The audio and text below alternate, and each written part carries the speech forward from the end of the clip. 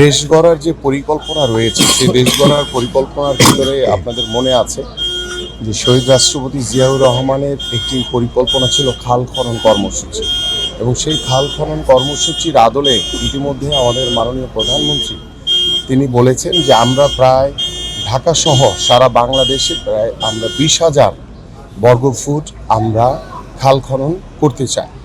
তারই ধারাবাহিকতায় আপনারা জানেন যে আমার এই ঢাকা 16 আসনের এখানে আমাদের বেশ কয়েকটি খাল রয়েছে, তার ভিতরে অন্যতম প্যারিস খাল থেকে শুরু করে, এবং আপনারা সকলেই অবগত আছেন যে এখানে অল্প বৃষ্টি হলেই পানি জমে যায়, রাস্তা দিয়ে মানুষ হাঁটাচলা করতে পারে না, প্রায় কোমর পরিমাণ পর্যন্ত পানি জমে যায়।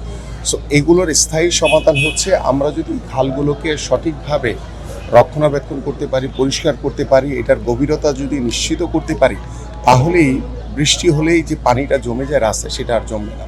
সো আমি আমাদের যে মাননীয় প্রশাসক আমার সাথে রয়েছেন, যে তার সাথে বিষয়গুলো নিয়ে পরামর্শ করেছি যে এই খালগুলোকে স্থায়ীভাবে পরিষ্কার করে, যাতে একই জিনিস যাতে বারবার করতে না হয়, স্থায়ীভাবে পরিষ্কার করে কিভাবে এটাকে একটা সৌন্দর্য বন্ধক, যাতে একটি পরিবেশের মাধ্যমে, এবং যারা এখানে দীর্ঘদিন ধরে বসবাস করে তাদের সাথেও কথা বলে যে স্থায়ী একটি সমাধান দরকার আমাদের। কারণ আমরা বলছি, আপনারা শুনছেন, আপনারা বলছেন, আমরা শুনছি, আলটিমেটলি এটা শেষ কোথায়?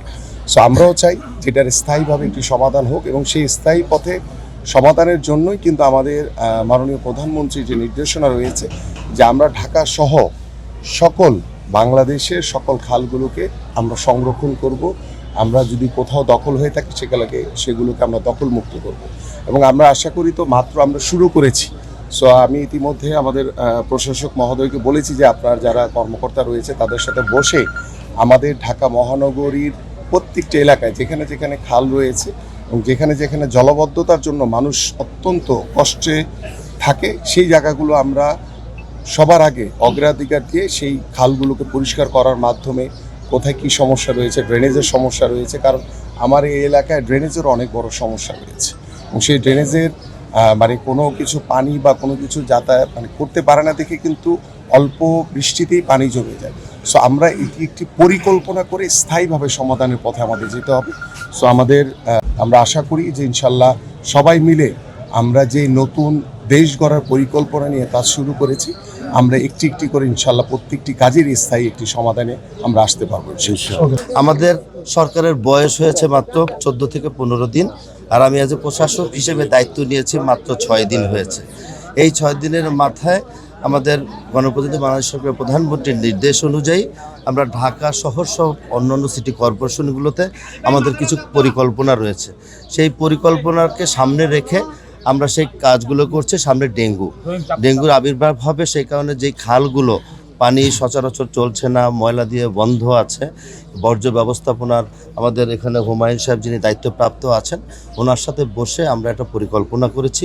সেই পরিকল্পনা মাফিক ঢাকা উত্তর সিটি কর্পোরেশনের 54টা ওয়ার্ড আছে, প্রতিটি ওয়ার্ডেই এই ধরনের কম বেশি এই খালের সমস্যাগুলো আছে, এবং ছোট ছোট যে নর্দমাগুলো আছে যেখানে পানির চলাচল না করে সেখানে কিন্তু মশার লার্ভাটার সৃষ্টি হয়। এটাকে আমরা ভেঙে ক্রাশ করার জন্য এই উদ্যোগ নেওয়া। আশা করছি অতীতের মতো একবার হয়ে যাওয়ার পরে 2 বছর পর্যন্ত যাতে কাউকে অপেক্ষা করতে না হয়, পরিকল্পিতভাবে একটা সুন্দর খাল, এবং এই খালের পাশে যাতে আমাদের মানুষগুলো বিকেলে এবং সকালবেলায় হাঁটা চলাচল করতে পারে, এবং সে একটা ওয়াকওয়ের ব্যবস্থা করার জন্য আমাদের একটা পরিকল্পনা আছে। আমরা একটু আগে আপনাদেরকে বলেছি আমরা দায়িত্ব নিয়েছি, খুব অল্প সময় আছে, 1টি সপ্তাহ যায়নি। সাংবাদিক বন্ধুদের কাছে আমাদের একটা অনুরোধ থাকবে, আপনারা আমাদেরকে সহযোগিতা করবেন এবং আপনাদের খবরের মধ্য দিয়ে এবং গঠনমূলক সংবাদ পরিবেশনের মধ্য দিয়ে আমাদেরকে দৃষ্টি এতে আনবেন। আমরা যেটা সচক্ষে অনেক সময় দেখতে পাই না, আপনাদের সংবাদ পরিবেশনের মধ্য দিয়ে আমাদেরকে জানালে আমরা মিডিয়ার মাধ্যমে জেনে তাৎক্ষণিকভাবে সেই এলাকায় চলে যাব। এটাও যেমন আপনাদের দায়িত্ব, আপনাদের সংবাদ শোনার পরে পরে আমাদের যে ওখানে গিয়ে একটা সমাধান করবে সেটাও আমাদের দায়িত্ব। উভয় মিলেই কিন্তু এই শহরটাকে গড়ে তুলতে হবে।